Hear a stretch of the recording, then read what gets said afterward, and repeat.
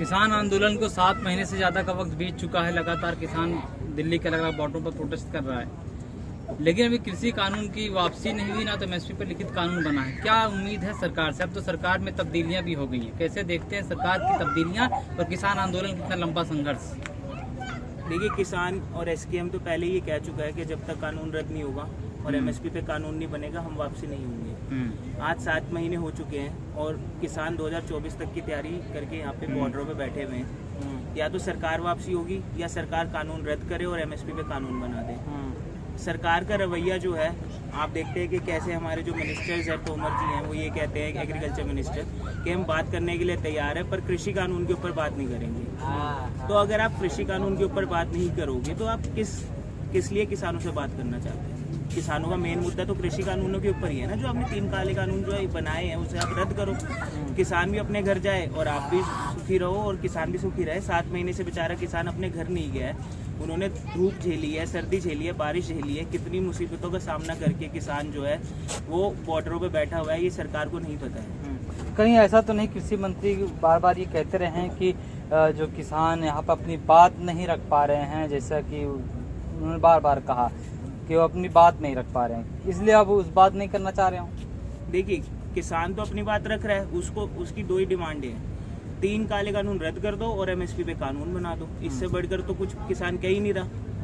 बस यही चीज है। अब ये चीज अगर सरकार को समझ नहीं आ रही, किसान तो सरल भाषा में कह रहे हैं, किसान कोई मॉडिफाई भाषा में या कोई डिप्लोमेट की तरह बात नहीं कर रहा। उसका बस ये कहना है कि 3 काले कानून जो है वो रद्द करके एमएसपी पे कानून बना दो। अब ये बात भी समझ नहीं आ रही तो और किस ढंग पे किसान बेचारा सरकार को समझ। सरकार तो करे संशोधन कर देंगे, क्या संशोधन से काम नहीं बनेगा क्या? देखिए, अमेंडमेंट जो किसान है वो C2 से C50 क्लॉज जो है स्वामीनाथन रिपोर्ट का, वो लागू करवाना चाहते हैं कृषि कानून के ऊपर, जिसमें जो अभी जो गेहूं और क्विंटल के रेट है, अगर वो 500 रुपए बिक रहा है तो वो 1500 रुपए हो जाएगा।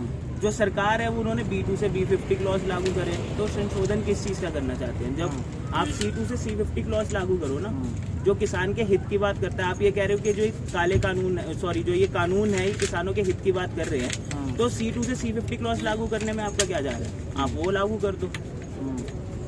शरद पवार जो एनसीपी के नेता हैं, उन्होंने भी कहा है कि आपके साथ संघर्ष करते रहे हैं, आपके साथ खड़े भी रहे हैं। उन्होंने कहा है कि हम किसानों के साथ हैं, लेकिन आप कह रहे हैं कि हाँ, संशोधन ही एक रास्ता, संशोधन की तरफ आगे आना चाहिए। देखिए, नेता जो है वो अपनी बात बोलेंगे, किसान अपनी बात पे अड़ा पड़ा है। जिसको हमारे समर्थन देना है वो बॉर्डर पे आए, समर्थन दे। हमारा जो हक है, हमारा जो अधिकार है वो हम लेके रहेंगे। जो 3 काले कानून है वो आप रद्द कर दे। आप देखिए कि एसेंशियल कमोडिटीज एक्ट में कैसे उन्होंने अमेंडमेंट किया है। जो आज से 1 साल पहले सरकार और सरकार के जितने भी ब्रांड एम्बेसडर्स थे वो ये कहते थे कि काला बाजारी करना एक अपराध है, अगर आप काला बाजारी करोगे तो आपको कानूनी सजा होती है। तो एसेंशियल कमोडिटीज एक्ट में अमेंडमेंट करके उन्होंने जो स्टॉक है उसको क्यों परमिशन दे दी कि आप जितना मर्जी चाहे स्टॉक कर सकते हैं? अगर वो अपराध था तो उसे अपराध ही रहने दो ना। आप अमेंडमेंट करके उसे जो है लाइबल से उसे अनलाइबल करके आप स्टॉक्स जो है वो करने दे रहे। जो कंज्यूमर है उस पर वो बेचारा पिसेगा और सरकार भी, और जो ये किसान है वो भी पिसेगा, क्योंकि किसान से अगर आप एक ही बार में सारा स्टॉक लेके आप स्टॉक कर लेंगे, चाहे आप 2 साल स्टॉक करें, 2.5 साल स्टॉक करें, उसकी क्या जिम्मेदारी है कि अगली बार भी आपके उसी किसान से जो गेहूं है, चावल है, वही जो फसल है वो आप लेंगे। आखिर सरकार आपकी बातें क्यों नहीं मान रही? इसकी वजह क्या हो सकती है? सरकार बातें क्यों नहीं मान रही? सरकार ने कॉर्पोरेट घरानों से अपना जो है समझौता कर लिया है, इसलिए जो स्पोक्स पर्सन है, कॉर्पोरेट घरानों को स्पोक्स पर्सन की जरूरत नहीं है। उनके लिए तो सरकार बात कर ही रही है। कॉर्पोरेट घरानों के लिए, बड़े बड़े कॉर्पोरेट घराने हैं, उनके लिए सरकार बात कर रही है। इसलिए सरकार जो है ये कानून रद्द नहीं कर रही है। वर्ल्ड ट्रेड सेंटर का इन पे प्रेशर है। मतलब आप यही कहना चाहते हो कि सरकार आपकी नहीं, किसानों की नहीं, जन की नहीं, बल्कि कारपोरेट घरानों की है? हाँ, अगर किसान किसी पार्टी की होती, अगर सरकार किसानों के हित की बात करती तो जरूर ये काले कानून रद्द करती। वरना आज आप देखिए, जो भारत है वो 60% एग्रीकल्चर उस पर टिका पड़ा है, इकोनॉमी पे। जीडीपी जो है 60% एग्रीकल्चर से आती है। तो कोई भी देश जिसका 60% सेक्टर आज सड़कों पे खड़ा हुआ है, उस देश की सरकार उस बेचारे 60% लोगों की बात नहीं सुनेगी। ऐसा क्या है? ऐसा क्या प्रेशराइज है कि आप उन 60% लोगों की बात नहीं सुन रहे? यहाँ तक कि आप एमपीज देखें, 60% एमपीज ने अपने ऑक्यूपेशन के आगे एग्रीकल्चर लिखा हुआ है। तो एग्रीकल्चर मतलब वो फार्मर बिजनेस या ऑक्यूपेशन से बिलोंग करते हैं, तो उन्हें पता नहीं चला कि कब ये कानून जो है पास हुआ और कब जो है ये कानून जो है किसान के विरोध का कानून है, तो उन्होंने अपोज भी नहीं किया। अब तो सरकार में फेरबदल हो चुका है, तमाम मंत्रियों को हटा करके 24 घंटे के अंदर उन्हें दूसरे मंत्रियों को जगह दे दी गई है। क्या लगता है सरकार कुछ अच्छा काम करेगी क्या? नहीं, सरकार को इलेक्शन का डर है ना, क्योंकि किसान कह चुका है कि हम बीजेपी के खिलाफ कैंपेन करेंगे, और सरकार में मिनिस्टर्स बदलने से हमारा हल तो नहीं है। हम तो ये कह रहे हैं कि भाई आप हमारे काले कानून रद्द करो, आप प्रधानमंत्री बदल दो, हमें क्या लेना देना। आप हमारे कानून रद्द करो और एमएसपी पे कानून बना दो। सरकार ने मंत्री तो इसीलिए बदलेंगे ताकि जो मंत्री हो सकता है जो काम अच्छा ना किए हो, ये मंत्री बदल दिए अच्छा काम करेंगे, तो उस पर भी आपको विश्वास नहीं है? हमें कृषि कानून, जो कृषि मंत्री है वो कहाँ बदला है? मतलब आपको कृषि मंत्री भी बदलना है? देश में बहुत सारे हालात है, जैसे कोरोना को लेकर के, हेल्थ को लेकर के काफी। कोरोना को लेकर के अभी जो मिनिस्टर बने हैं उन्होंने पॉलिटिकल साइंस में एमबीए कर रखा है, एमए कर रखा है, सॉरी। तो हेल्थ मिनिस्टर आप चाहे सर्च कर ले, हेल्थ मिनिस्टर डॉक्टर हैं, डॉक्टर हर्षवर्धन ने तो कल इस्तीफा दे दिया। हाँ, नहीं हर्षवर्धन की बात करूँ जो थे अभी तो हर्षवर्धन जी थे। हाँ। अब हर्षवर्धन जी के बाद जो बने आप उनके बारे में सर्च करें, आपको पता चलेगा कि वो डॉक्टर है नहीं है।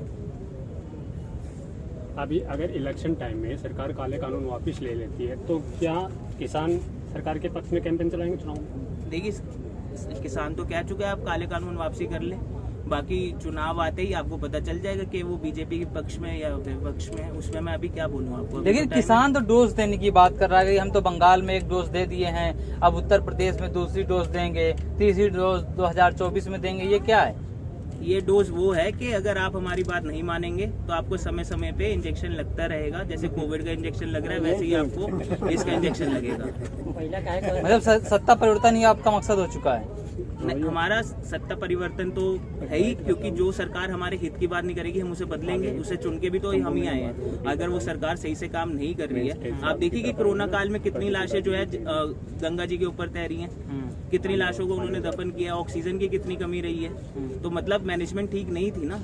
कहा यूपी में तो कह रहे थे योगी आदित्यनाथ की हमारे पास कोई ऑक्सीजन की कमी नहीं है, तो ऑक्सीजन बहुत सारे ऑक्सीजन की कमी नहीं थी तो हमारे सरदार भाइयों को ऑक्सीजन लंगर लगाने की क्या जरूरत पड़ गई थी? और बड़े बड़े मिनिस्टर्स उन सरदार भाइयों के पास ऑक्सीजन का सिलेंडर लेने क्यों गए? आपको गाजियाबाद का मैं इंसिडेंट बताता हूँ। यहाँ से एमपी हैं वीके सिंह जी, उनके पीए को अस्पताल में बेड तक नहीं मिला था, वीके सिंह के पीए को।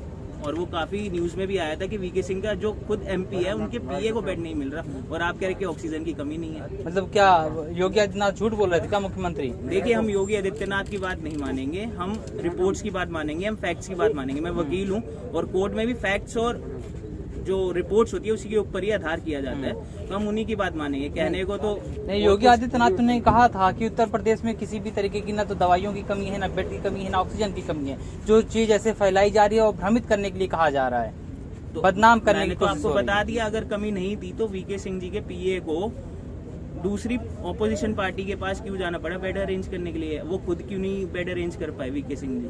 गाजियाबाद में आप एमपी हैं, एमपी के पास पावर होती है, अगर सब कुछ सही था तो आप बेड अरेंज कर देते। लेकिन जहाँ पर लाशें आपने गंगा में, नदियों में देखा तैरती हुई, लेकिन कुछ लोग ऐसे भी थे, कह रहे थे कि अगर प्रधानमंत्री मोदी नहीं होते तो और लोग मारे जाते, ये मोदी थे जिन्होंने बचा लिया।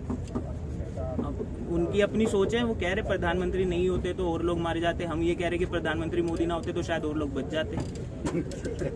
हम क्या गलत? वो उनका कहना है, ये हमारा कहना है। किसी की सोच तो हम नहीं बदल सकते ना, सोचने पे तो किसी को हम सजा नहीं दे सकते। वो सोच रहे उन्हें सोचने दो, हम सोच रहे हमें सोचने। एक तरफ महंगाई चरम पर है, पेट्रोल डीजल की कीमतें बढ़ रही हैं, खाने पीने की चीजें दाम काफी बढ़ रही हैं, लेकिन बीजेपी की एक स्पोक पर्सन है, वो कह रही हैं कि प्रधानमंत्री को इसलिए नहीं बनाया गया कि वो महंगाई को कंट्रोल करें, तेल के दामों को कम करें, बल्कि इसलिए बनाया गया था कि वो देश को विश्व गुरु बनाए।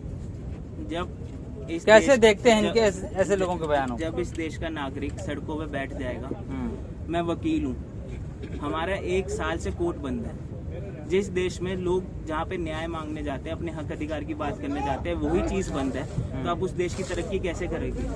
अगर कोर्ट बंद है तो आप अपनी जो हक अधिकार की बात है वो कहाँ करेंगे? जो बेचारे हमारे मजदूर हैं वो सड़कों पे हैं क्योंकि फैक्ट्रियां वगैरह बंद है। आप प्रॉपर मैनेजमेंट करते तो शायद ये सब चीजें नहीं देखनी पड़ती। आपने मैनेजमेंट में लैक किया है, इसलिए जो बेचारा मजदूर है वो अपने गाँव, अपने जो स्टेट है वापिस गया वहाँ पे। और ये नए मंत्रिमंडल से आपको कितनी उम्मीद है कि बेहतर होगा देश के हित में? नए मंत्रिमंडल से अभी तो हमें तो यही उम्मीद है कि आप अभी चुने गए हैं, आप अच्छा काम करेंगे और शायद आप अपने जो पुराने मंत्रिमंडल है उनसे बेटर काम करेंगे और जो काले कानून है उन्हें रद्द करके एमएसपी पे कानून बनाएंगे, इसकी हम आशा करते हैं। ठीक।